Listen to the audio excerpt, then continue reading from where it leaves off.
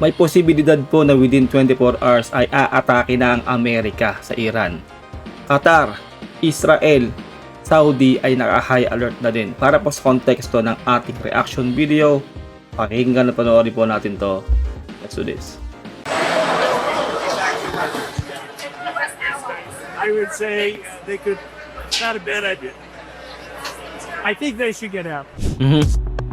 Tensions in the Middle East are rising sharply as Iran issues fresh warnings and the United States begins precautionary military moves across the region. A senior advisor to Iran's supreme leader, Ali Shamkhani, has warned that Tehran would respond forcefully to any attack.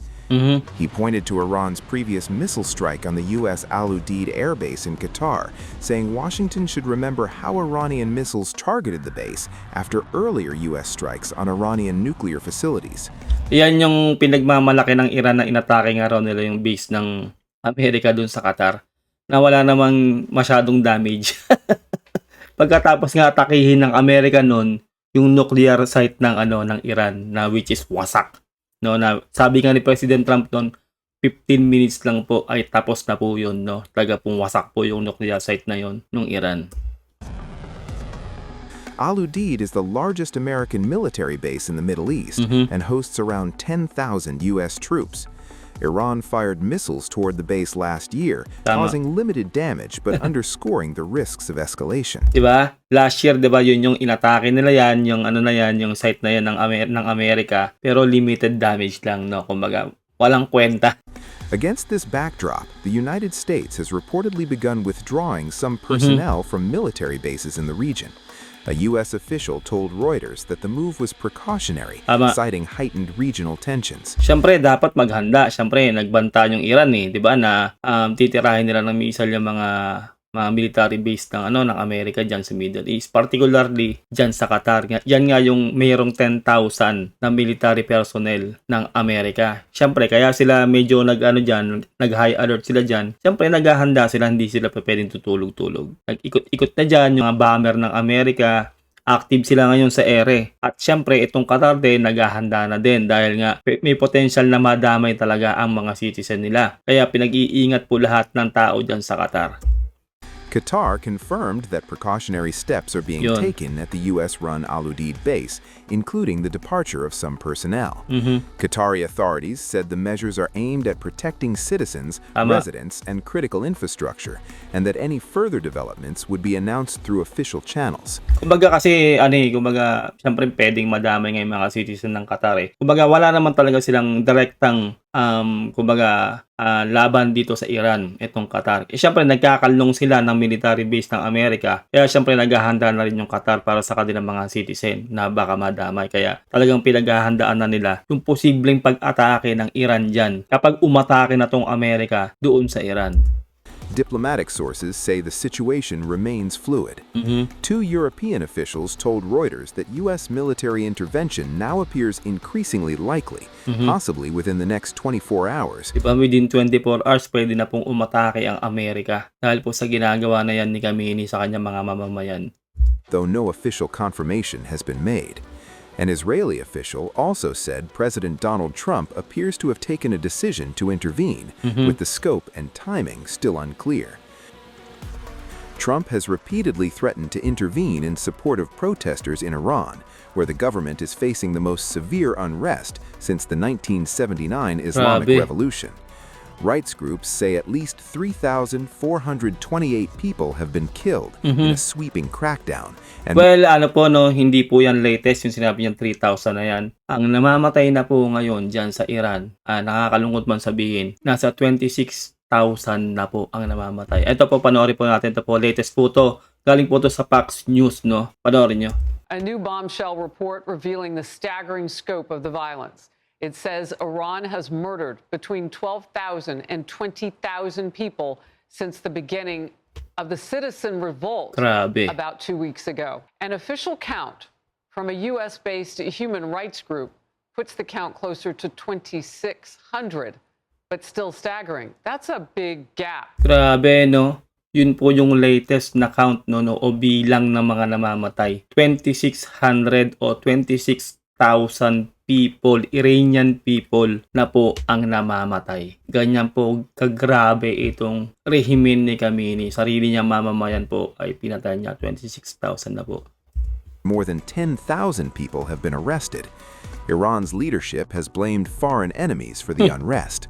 Armed Forces Chief of Staff Abdul Rahim Mousavi said Iran has never faced this level of destruction, while France's foreign minister described the crackdown as the most violent repression in Iran's contemporary history.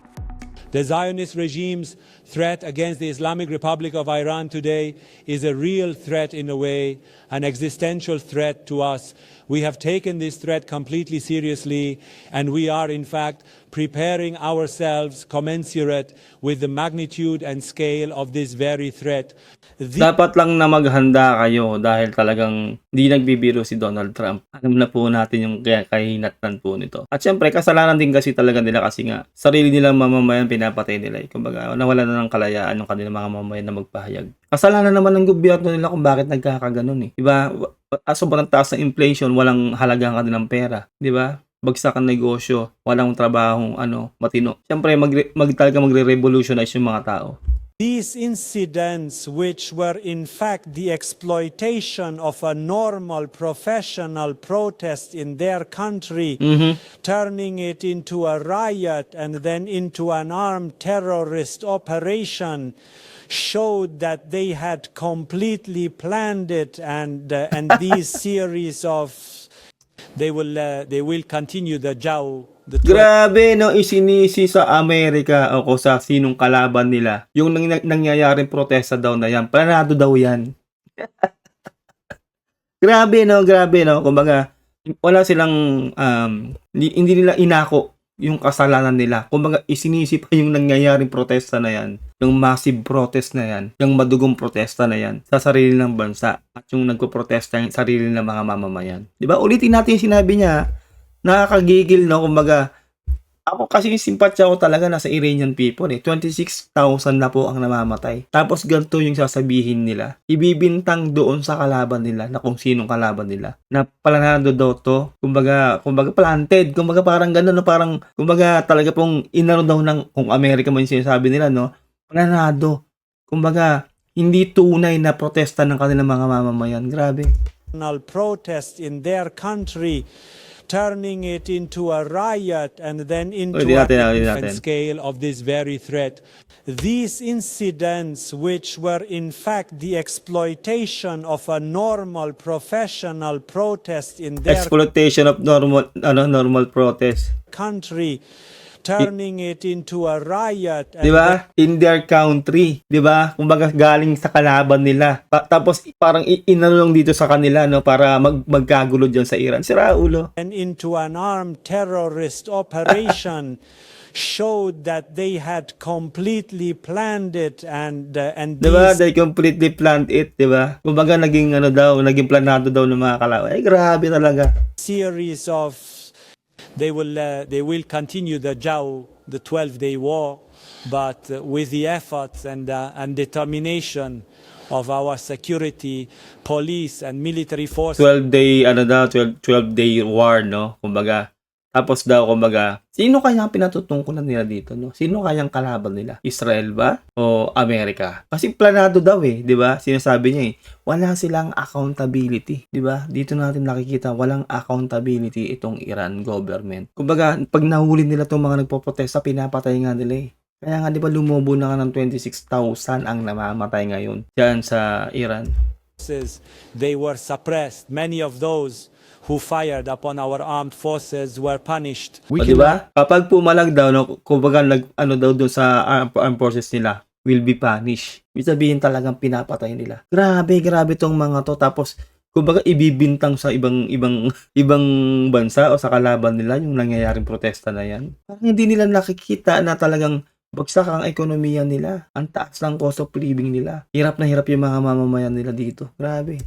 Many of those who fired upon our armed forces were punished. We can now offer our help on two specific issues. One is truly in line with these rioters and accelerating the handling of cases and and another is in relation to now fighting economic corruption. That's your and my job. We can help give people some hope. Another is the government's task, and they're not right now. For some time, we've all been saying, helping, and trying to get the government to finally, if it can, bring some order to the economic situation. Yun dapat. At buti pa ito magsalita no? Parang alam niya yung nangyayari. Kailangan talaga iangat nila yon, itulungan nila yung tao. Kaso nga lang huli na ang lahat. Di ba? Ang dami nang pinatay. Ang dami nang namatay. At marami nang nasugatan dyan. Marami ng buhay ang nawala, nalagas. Buti pa to kung magsalita siya. Kumbaga meron pang medyo sa simpatya doon sa mga mamamayan nila. Meant to finally, if it can, bring some order to the economic situation, currency control and market control. A situation where truly people are beheaded, burned, and set on Ayun fire. lang. Well, if you want to get something Diba? done, Beheaded and set on fire, diba? Grabe.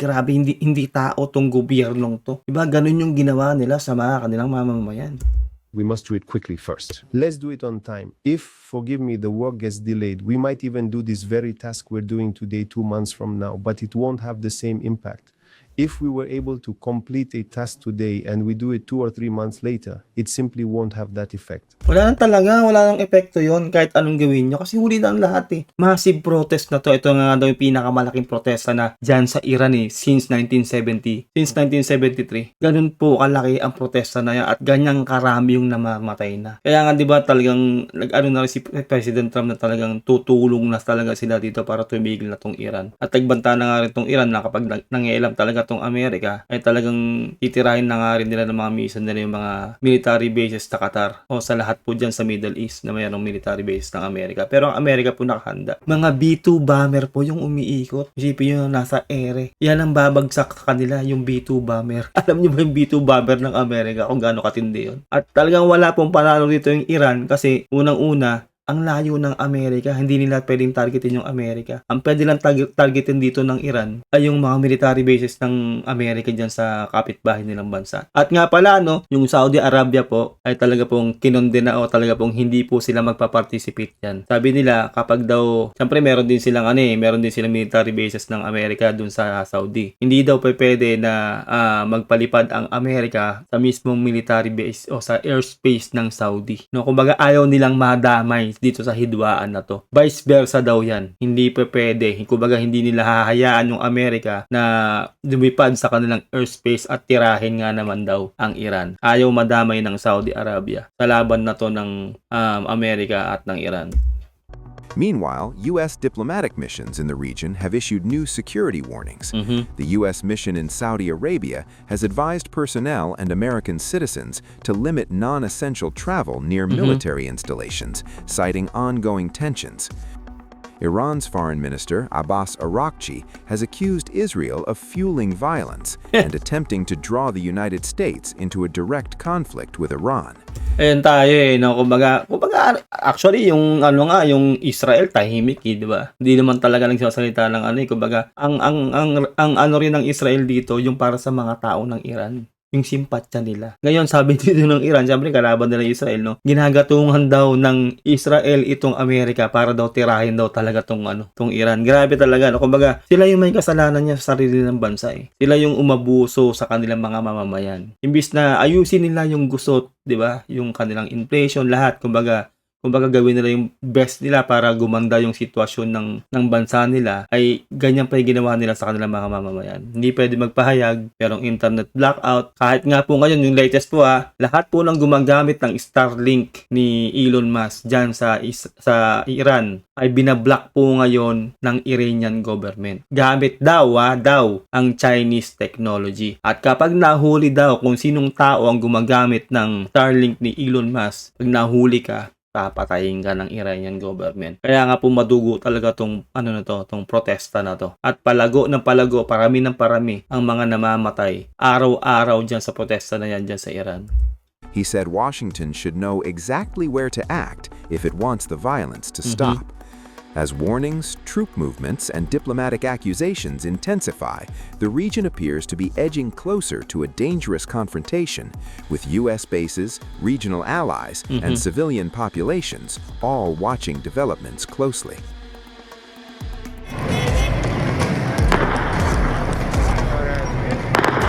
Grabe, nagdahil yung putukan.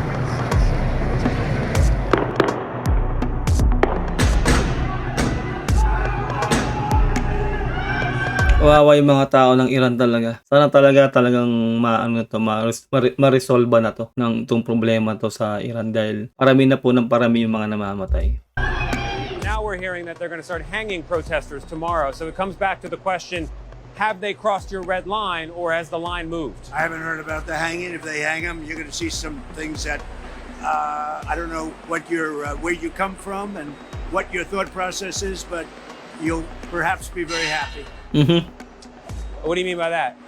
We will take very strong action if they do such a thing. We will Grabe na we will do such strong action if they do such a thing. Kung itutuloy daw ng Iran yung pagbitay doon sa mga tao. At yung latest pong balita, no, sinabi na rin po ni President Trump tong ngayon lang na talaga pong itinigil daw ng Iran yung pagbitay doon sa mga nahuling nagpo-protesta. Ibig sabihin lang po noon, no, talagang nakinig, kumbaga, nasindak ang Iran sa banta ng Amerika na talagang titirahin sila ng Amerika within 24 hours nga. No, pero talagang hindi po natin masasabi kung talagang pong kasi nakaposisyon na po lahat ng eroplano ng mga titira dito sa Iran. On the go na nga po ang rescue, sabi ni President Trump.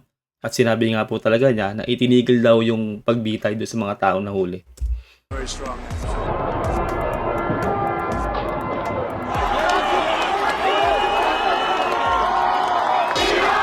Iran warns neighboring states that US bases could be targeted if Washington intervenes.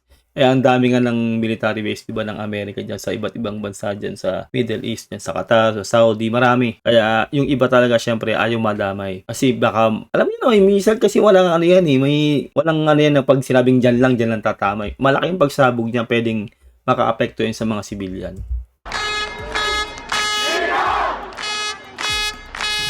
The crisis in Iran is beginning to spill beyond its borders.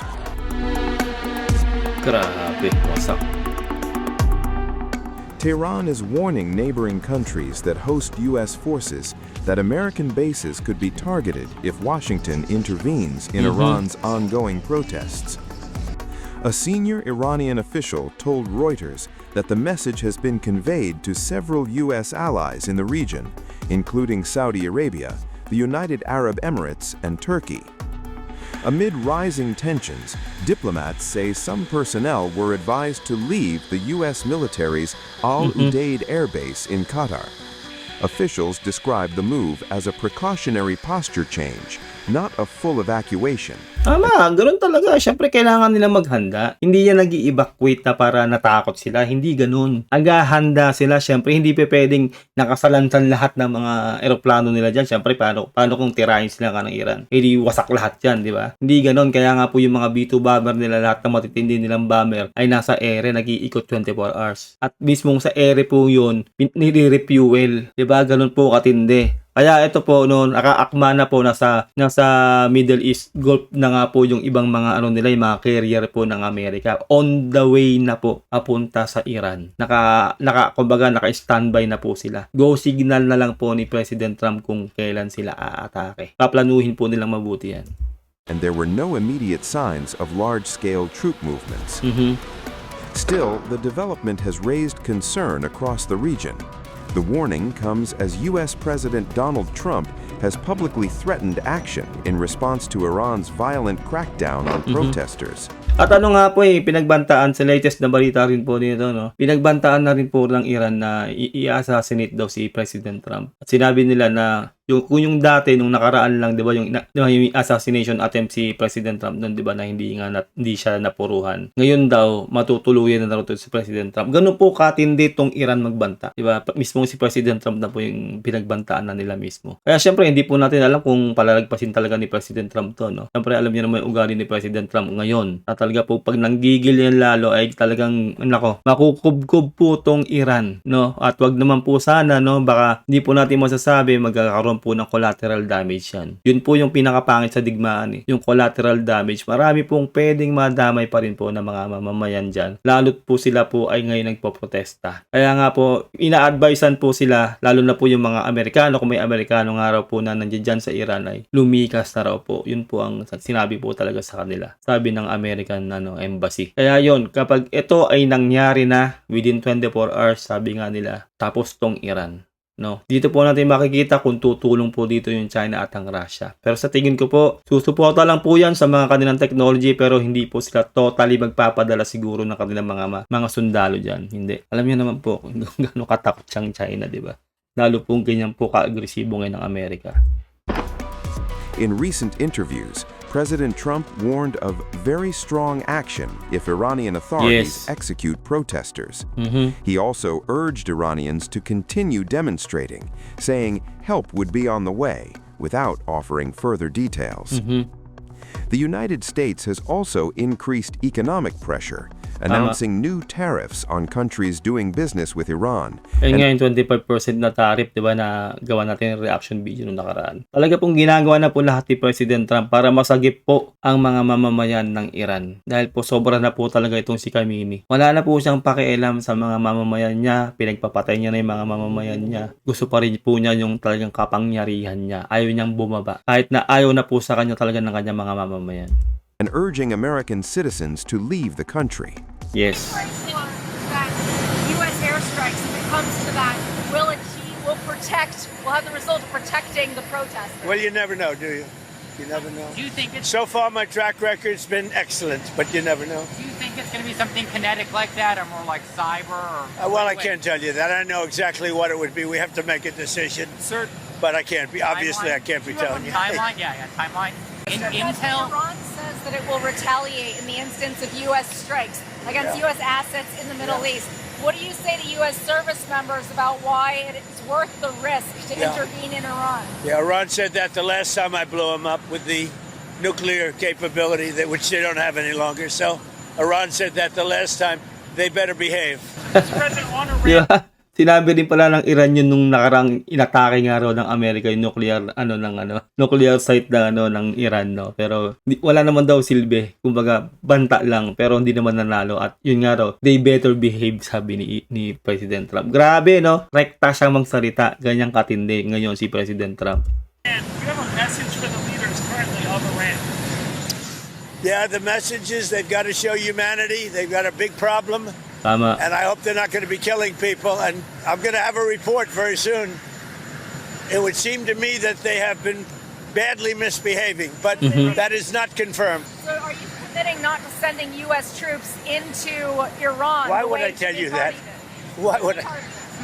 I don't talk about military strategy with a reporter. You know? Tama nga naman, di ba? Mali nga naman yung tanong nung reporter. Military strategy, hindi pwedeng sabihin yun on air. Siyempre, check ng Iran yan, di ba? Galing, ang talino nito ni President Trump. Even though I do like the Financial Times. Are you consulting with our allies regarding Yeah. Iran?